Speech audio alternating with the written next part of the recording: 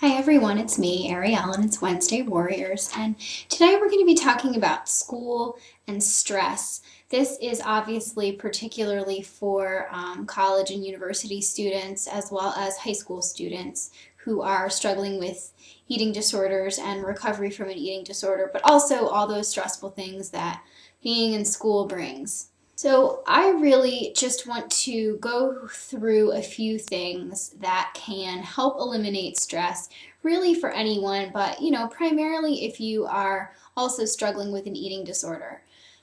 The number one thing to remember is that you need enough sleep when you're dealing with a lot of stress from exams and studying and schoolwork, because even though you may be young, sleep is so key because enough sleep can be the difference between a good day and a bad day, and it's hard to realize that when you're staying up late at night, cramming everything into your brain and making sure you meet deadlines. But the other thing that you really need is enough fuel.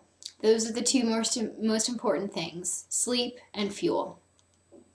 And most importantly, the right kinds of food, because, in college, in a school setting, it's easy for people to eat stuff that is simple.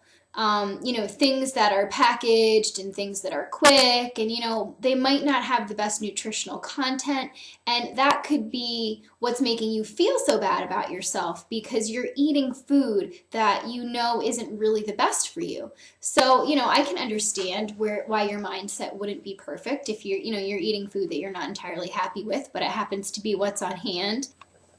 Other things that you need in order to help eliminate stress, make yourself feel better, just even deal with the stress that is going to be inevitable, is fun. You have to have some kind of reward system. I'm going to tell you a little bit about my system from when I was in college.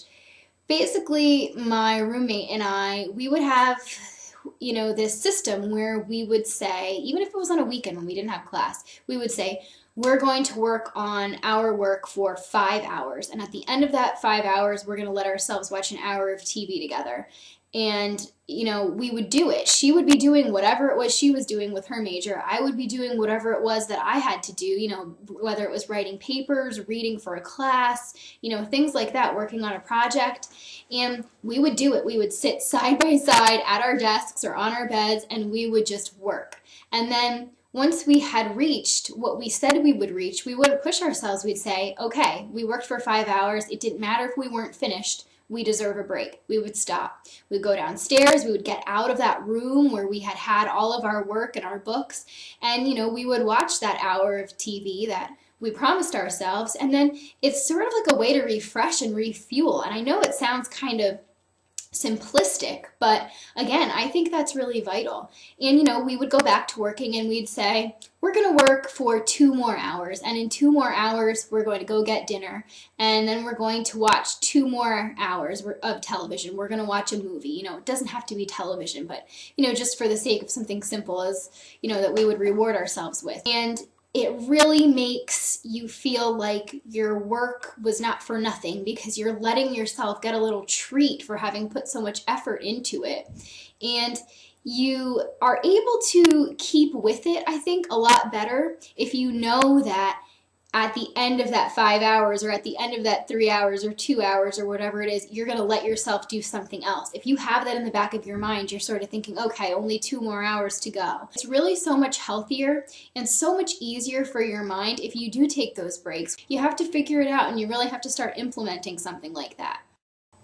Another really good tip I have is turn off the internet. If you have a laptop, you can just flick that on-off switch so that your Wi-Fi isn't working, and you can still use your computer to do your schoolwork, but you won't be tempted to go on Facebook or chat with anyone, check different websites incessantly. I know that the pull is really, really great. You want to keep doing that stuff, and it's so much more fun than what you might be doing, but it's really stuff like that that makes you more stressed out in the end. So definitely pull that cord out or flip that on-off switch and tell yourself you're not going to turn it back on for another 2 hours and see how far you get. You have to train yourself. You have to pretend that, you're like a child or a pet. and train yourself really, really, really well in order to accomplish what it is you want to accomplish, because you can be your own worst enemy, but you can also be your best cheerleader. And don't allow your bad habits with your eating disorder to get the best of you. You know, when we're stressed out, we're so much more likely to turn to those habits, to turn to those behaviors, to be triggered by things because our mind frame isn't the best. But, you know, it's just so easy to go back to that because we're not feeling good. But in essence, if you turn to those kind of things when you are stressed out, it only makes the stress so much worse. It really does. And you're only going to see this in retrospect. So don't let it happen to you. Don't forget to eat. This is, you know, a huge, huge thing, I think, with really busy high school students and really busy college and university students. They just are so busy, so stressed out. They have so much to do that they forget to eat. And I think sometimes they are talking themselves into saying that they forgot to eat, and it's very convenient to want to do other things besides eat because they know those things are important and need to get done. But at the same time, eating right and eating enough is really important to be able to do the work that you have to do. And I know this is just common sense, logical stuff, but sometimes you have to reiterate this to yourself so that you don't forget how really important it is. When I was in college, when I was in my first year of college, for example, I was not eating anywhere close to enough, and I had a lot of work, and I had always been a really good student. In high school, I always got A's, I did really well, graduated near the top of my class, you know, I got into a great college, and I was just always a good student. That's just the way I was, and I know I've mentioned before that I'm kind of a perfectionist, but my first year of college, I was really, really sick with my eating disorder, and I was not eating what I should have been eating, and it really, really showed in my schoolwork, and I ended up having the worst semester that I have ever had, and it was due to how sick I was. And I know that people get very good at working through their illness, you know, working through their eating disorder and being able to stay at the top of their game despite their low weight or their lack of nutrition, but it does not always work to your advantage, and somewhere along the line the bottom's going to drop out. So you really need to be aware of that. I'm not saying it to scare you, I'm just saying it because I know what it's like, and I don't want it to happen to you because it's really hard to build a GPA up when you have knocked it down, even if you are an amazing student. Something that I really found when I was in college is, you know, the more food you eat, the better your concentration. If you're starving yourself, your concentration is sorely lacking, and you might not be able to tell immediately, but once you do begin eating normally again, you'll see that your concentration is that much better, and it becomes very apparent. And it's something that I notice even today when I think back to, you know, say 7, 8 years ago when I was very sick and I was in college, and my friends are talking about they're talking about a story, they're talking about something that happened, they're talking about something that we did, and I don't remember it. And I have a really good memory. And the reason I don't remember it is because my concentration was so dead.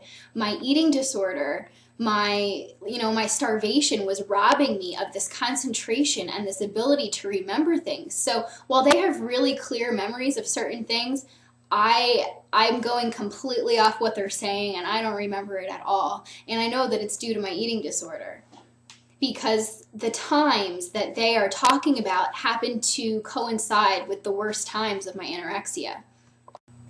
The too stressed out to eat reason is very, very silly. That's what a lot of students say when they have an eating disorder and they have so much on their plate with school. They say that they're too stressed out to eat. But even though that might seem like the case, it's really, really, really bad. please don't fall into that trap. You're not too stressed out to eat. You might feel like you are. You have to force yourself to do it anyway. You honestly have to make a little meal plan for yourself. Get help with a meal plan if you feel that it's, too much of a challenge for you. Go to a nutritionist. Talk to your therapist about it. Even talk to a friend. Ask them, maybe what they eat. See if they want to be a food buddy with you at the dining hall, or, making food at an apartment or something like that. I mean, things can be done. You have to be willing to make the effort. I know, personally in America, most colleges and universities, if you're a full-time student, you get all the benefits of the health center for free.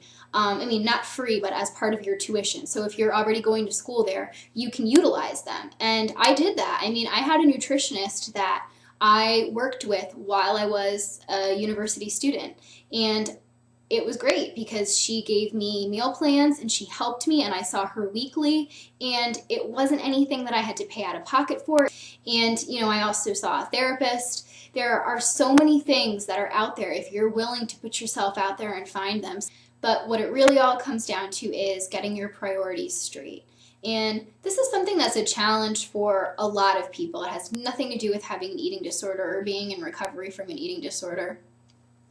I like to do something where I make a list. I'm a very listy person. I know lists don't work for everyone, but I'm going to tell you what I do. I like to make a list, and I like to label the things on my list.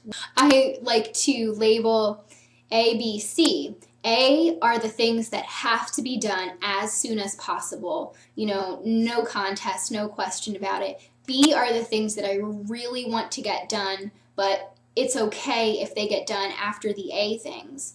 And C, it goes in front of all of the things that can wait. And if I don't get to them, it's okay.